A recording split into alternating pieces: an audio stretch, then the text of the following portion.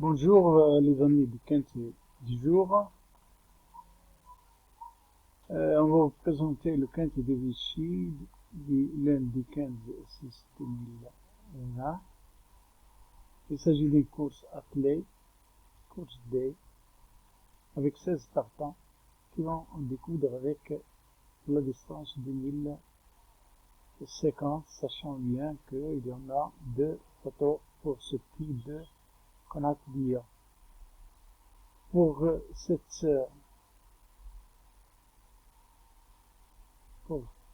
cette course, ce quintet, ils seront 16 au départ, tout âge compris, plutôt entre l'âge de 7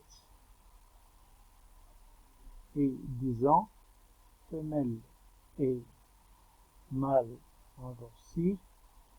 Donc pour commencer, on va essayer de présenter tous les concurrents à un et commence par le As Douce Ferry. C'est une femelle de 7 ans. Ferré est bien placée, même si elle est bien placée sur le tracé, elle est limite. On peut la considérer dans un second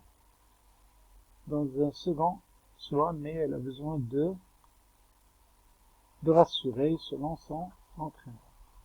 Pour le 2, il est à 100% de sa forme. Dans ce tracé, il a été classé durant 3 fois. Il a participé à 3 courses et il a pris 3 places. Et ainsi, il a gagné aussi un quintet devant le Duc d'Ivier, le numéro 4. Il a bien récupéré et essaie de jouer un rôle important dans cette épreuve. Et s'il répète la dernière performance, il sera dans le coup. Le 3, c'est sa première participation à Vichy. Bien corde à droite, il est régulier, mais risque de manquer. Au dire de son entraîneur, il va bien jouer et qu'il attend une bonne performance malgré sa rentrée.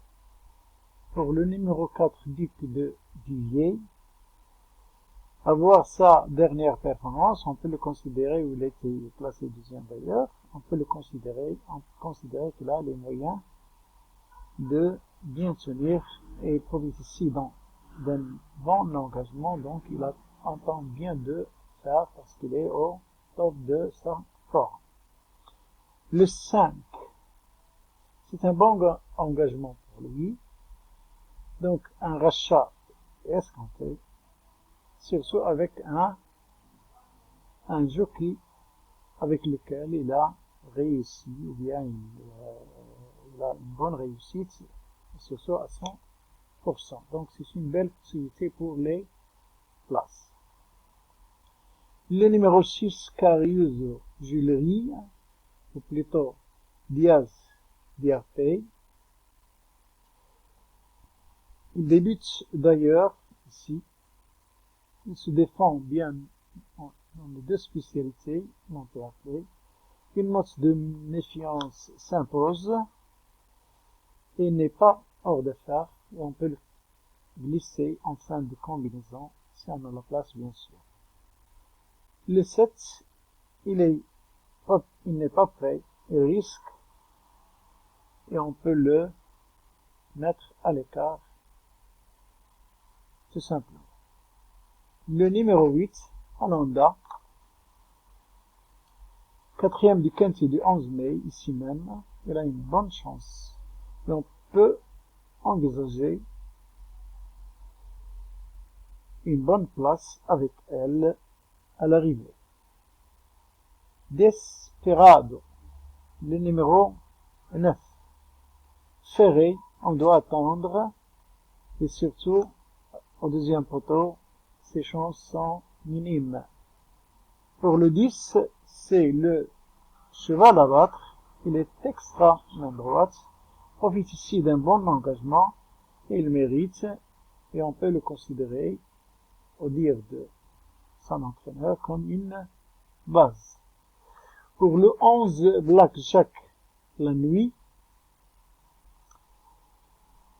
100% sur ce parcours, vient de gagner même à Laval. Il est compétitif et doit répéter. Il profite ici d'une belle chance et surtout avec un bon joker. Le 12, il est très bien, deuxième sur ce parcours. Il craint seulement le numéro 10, crack monnaie. Il va lutter pour les premières places. Il a une chance régulière. Première chance. Pour le 13, même déféré, il a les moyens. Et on peut lui espérer à 5e place et on peut même le considérer comme un joker dans cette épreuve. Le 14, j'aime bien, il a un bon engagement, donc, il aime bien Vichy. Il peut même avoir une bonne place dans le quintet.